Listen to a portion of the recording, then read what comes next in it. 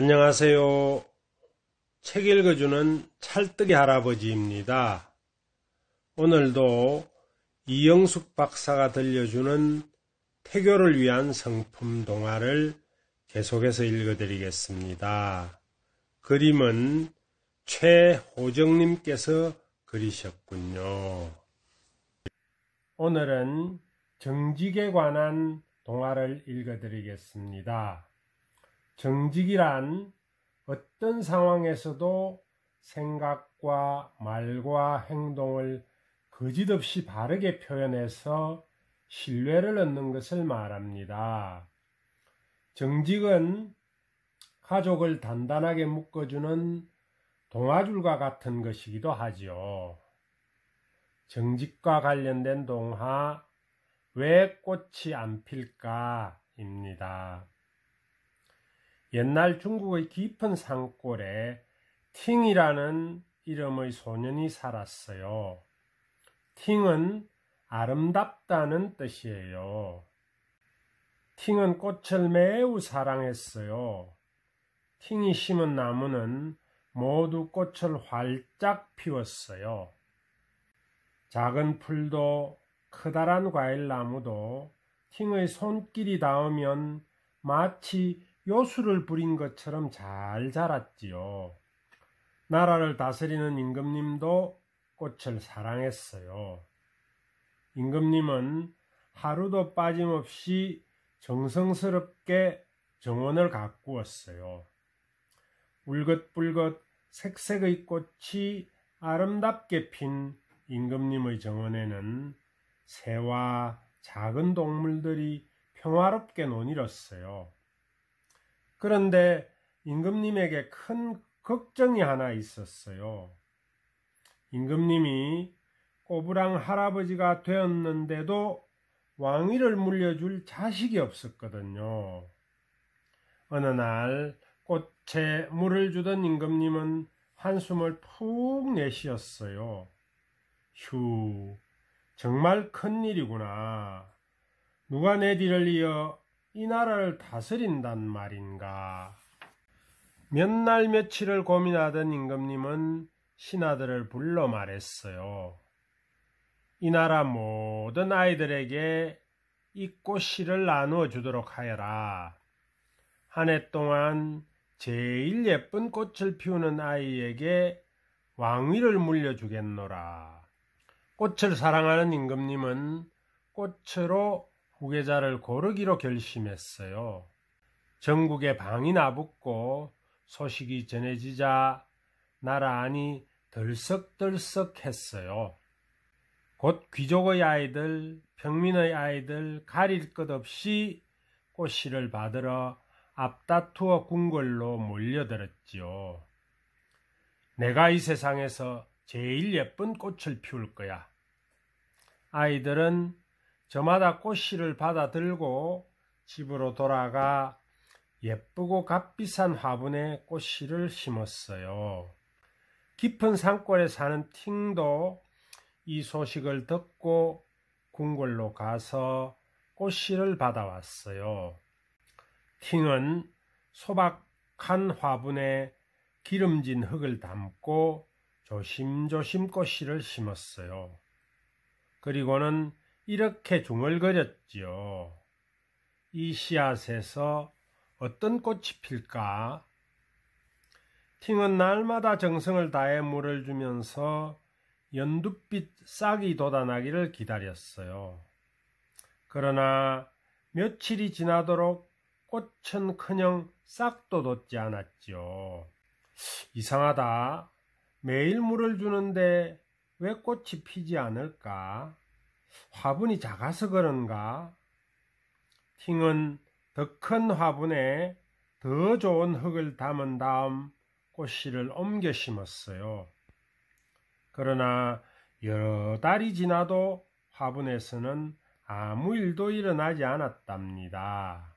그렇게 한 해가 지나고 궁궐 정원의 나무에 연두빛 싹이 쑥쑥 돋고 연못가의 개구리가 개골개골 우는 봄이 돌아왔어요. 드디어 임금님에게 꽃을 보이는 날이 되었지요. 아이들은 저마다 예쁜 꽃이 핀 화분을 안고 궁궐로 모여들었어요. 임금님의 후계자가 될 생각에 들떴어요. 그러나 팅은 빈 화분을 걱정스러운 눈길로 바라보았어요. 임금님께서 꽃을 피우지 못했다고 화를 내시면 어쩌지? 하지만 정성을 다했으니 그걸로 된 거야. 이렇게 마음먹은 팅은 빈 화분을 안고 터덜터덜 궁궐로 갔어요. 임금님은 아이들이 가져온 꽃을 하나씩 찬찬히 살펴보았어요. 그러나 곧 이맛살을 찌푸리며 말했지요. 하나같이 아주 예쁜 꽃이로구나. 아이들은 자기 꽃이 잘 보이도록 화분을 높이 들어 올렸어요. 그때였어요. 임금님은 아이들 틈에서 빈 화분을 끌어안는 채 고개를 푹 숙이고 있는 팅을 보았어요. 넌 왜 꽃을 피우지 못했느냐? 임금님의 물음에 팅은 고개를 더 깊숙이 숙였어요. 금방이라도 눈물이 뚝뚝 떨어질 것만 같았지요. 왜 빈 화분을 들고 왔는지 말해보아라. 임금님이 다시 묻자 팅은 주르륵 눈물을 흘리며 말했어요. 임금님께서 주신 꽃씨를 심고 매일같이 정성을 다해 돌보았지만 꽃은커녕 싹조차 나지 않았어요. 그래서 이렇게 빈 화분을 들고 온 것입니다. 임금님은 이마의 주름을 펴고는 빙그레 웃었어요. 그리고는 그곳에 모인 아이들에게 큰 소리로 말했지요. 이제야 왕위를 물려준 아이를 찾았노라. 나는 여기 있는 아이들 중에서 가장 정직한 아이를 선택하겠다. 임금님의 말에 아이들은 눈을 크게 뜨고 마른 침을 꿀꺽 삼켰어요. 사실 내가 너희들에게 나누어준 씨앗은 볶은 씨앗이었다. 볶은 씨앗에서 싹이 날 리가 있겠느냐? 그런데도 너희들은 모두 예쁜 꽃을 가지고 왔다. 임금님은 팅의 어깨를 감싸안고 다정하게 물었어요. 내 이름이 무엇이냐? 팅입니다. 팅의 목소리가 떨렸어요. 임금님은 팅의 손을 잡고 사람들을 향해 단호하게 외쳤어요. 팅은 어린아이임에도 불구하고 빈 화분에 진실을 담아오는 용기를 보여줬다. 그 보답으로 나는 약속대로 팅에게 이 나라의 왕위를 물려줄 것이다. 팅은 임금님의 뒤를 이어 훌륭하게 나라를 다스렸답니다. 세상에서 가장 고운 아가야, 엄마와 아빠는 내가 한 송이 꽃으로 피어날 그날을 간절히 기다린단다. 너는 세상에서 가장 아름다운 꽃이란다. 세상 그 어느 꽃보다 생명의 에너지가 충만하고 순수한 빛을 간직한 꽃 말이야. 아가야, 팅이 정성으로 꽃을 가꾸었듯 엄마와 아빠도 내가 잘 자랄 수 있도록 정성을 다해 돌봐 줄게. 이어서 이기철 시인의 내가 만난 사람은 모두 아름다웠다를 읽어드리겠습니다. 내가 만난 사람은 모두 아름다웠다. 이기철. 입 넓은 저녁으로 가기 위해서는 이웃들이 더 따뜻해져야 한다. 초승달을 데리고 온 밤이 우체부처럼 대문을 두드리는 소리를 듣기 위해서는 채소처럼 푸른 손으로 하루를 씻어 놓아야 한다.